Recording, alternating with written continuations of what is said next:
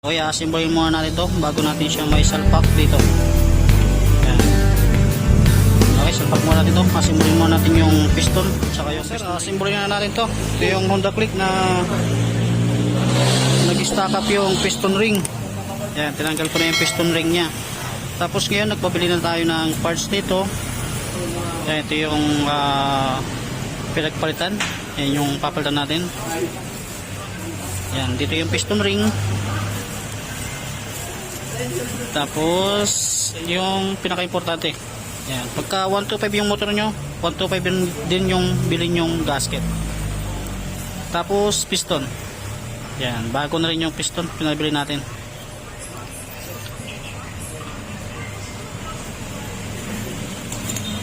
Yan, ito yung piston nya, bago. Yan, pang 125 din. Okay, asimbolin muna natin ito bago natin siya may salpak dito.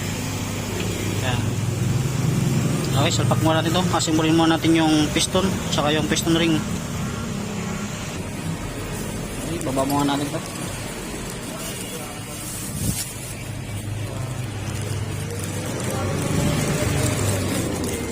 Ito yung bagong piston. Tapos ito yung ring.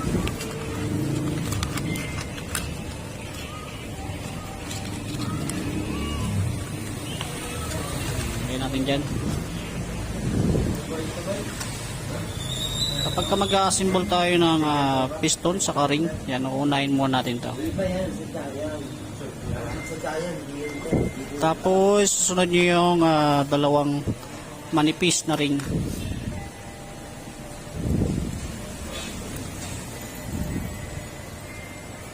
Yan, sa baba yan.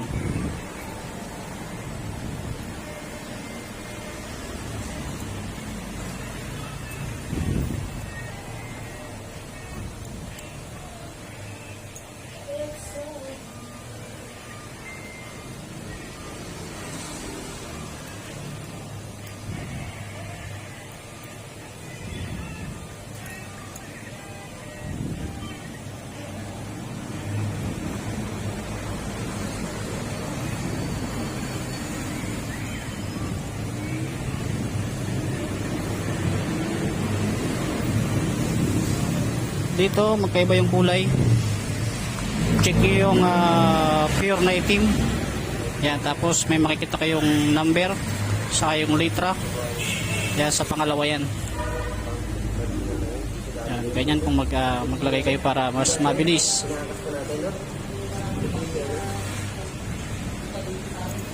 Tapos pangalawa, yan, yung parang may halong stainless. Yan, may nakalagay 1R. Yung isa may nakalagay din na 2R. Yan, sa taas yan. Tapos dito pagsali-salisihin nyo yung mga gatla ng ring para hindi mas mabilis siyang umusok. Dapat salasalapat yan. Yan.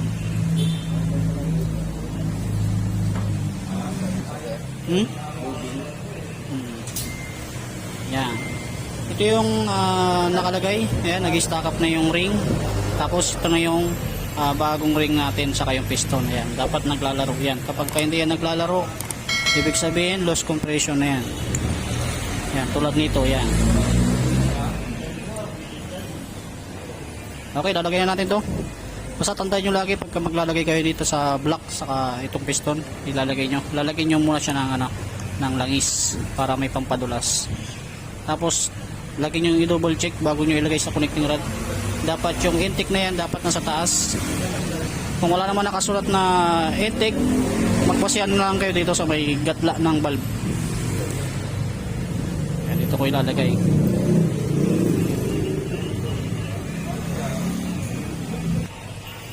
Yan, nilagay ko na yung isang lock.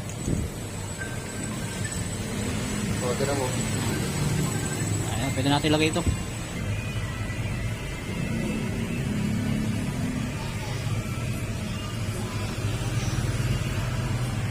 Lagyan mo natin siya ng langis. Ang intake sa taas.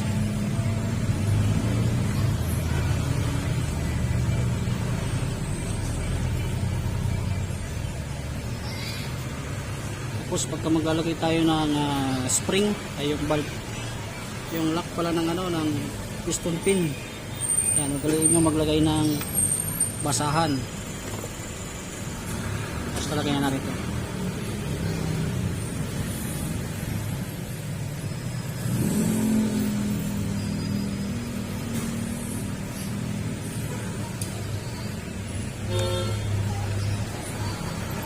May tax ka na din. Babawasin natin nila yun. Basic weight namin. May 110 na rin siya. Ito mga sir, pagka nagbabalik kayo ng piston pin lock, siguraduhin nyo mabuti na nailagay natin ng mabuti kasi napakahirap pagka yan ang kumalas.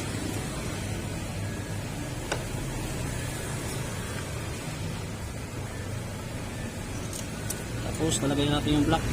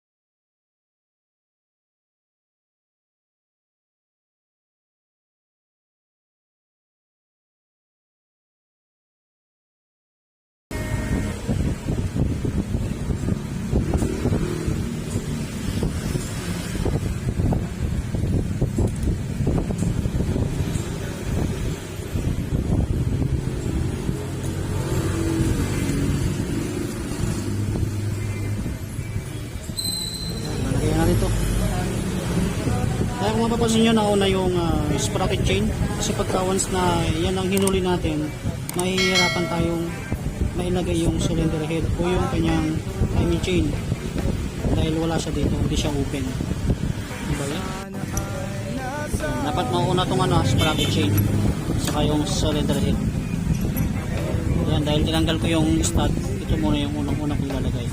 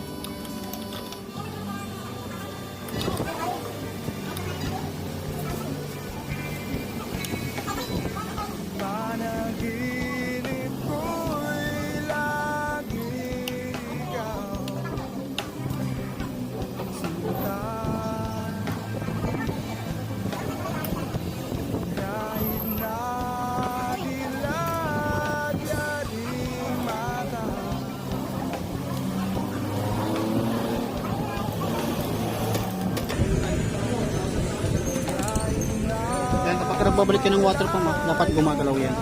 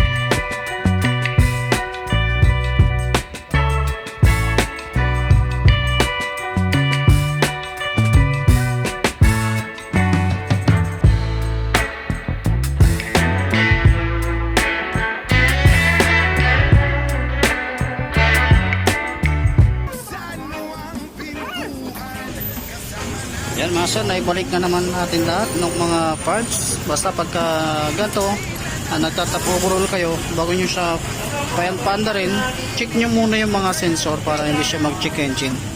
Yan, lahat ng mga ginawa nyo, double check nyo, baka mamaya may nakalimutan tayo, ganyan. Yan. Tapos, try muna natin siyang start. Yan. Okay, try natin. Yan. Start na.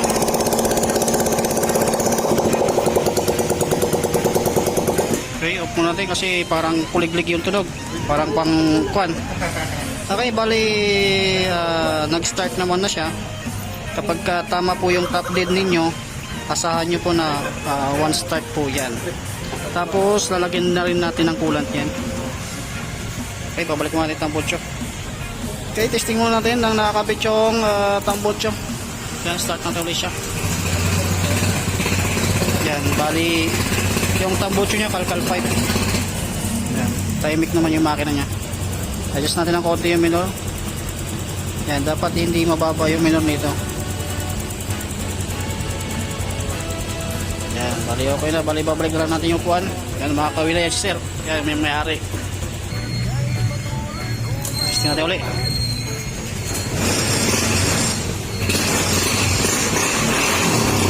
Higay ang butso mo.